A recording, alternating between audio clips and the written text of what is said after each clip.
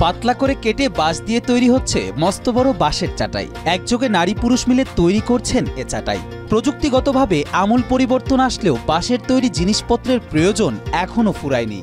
এই বাঁশের শিল্পের সাথে জড়িত থেকেই ভাগ্য বদলেছে শতাধিক নারীর। বাঁশের তৈরি রকমারি জিনিসপত্র আমাদের একটা প্রাচীন ঐতিহ্য বলা যেতে পারে। এটা আবহমান কাল থেকেই চলে আসছে। নাটোরের সিংড়া উপজেলার আত্রাই নদীর ধার ঘেঁষে পৌর এলাকার ৮ নং ওয়ার্ডের গোডাউনপাড়া মহল্লায় শতাধিক নারী বাঁশের চাটাই শিল্পে নিজেদের ভাগ্য বদলেছেন। শিয়া বাটার ও ভিটামিন ই সমৃদ্ধ lily glam beauty soap. Lily, always beautiful. এনেছেন সংসারে সচ্ছলতা। সংসারের কাজের পাশাপাশি চাটাই বুনে স্বাবলম্বী হয়েছেন তারা। এখন কাজ করে সংসারের খরচ এর থেকে বাইর করেছি। ৩,০০০ টাকার বাঁশ নিলে ৬,০০০ টাকা তালায় বিক্রি করি।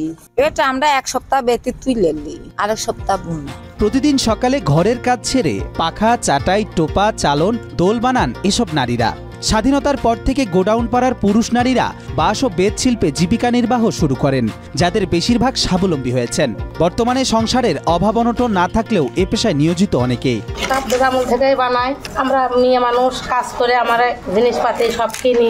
আমি এর উপর অত চাপ পড়ে না। বাইরে কোনো কাজ কাম করা লাগে না, ঘরে বসে বসে কাজ করি। এটি পয়সা, খাওয়া দাওয়া, তেল সাবান, টাকা পয়সা সবই আল্লাহর মধ্যে।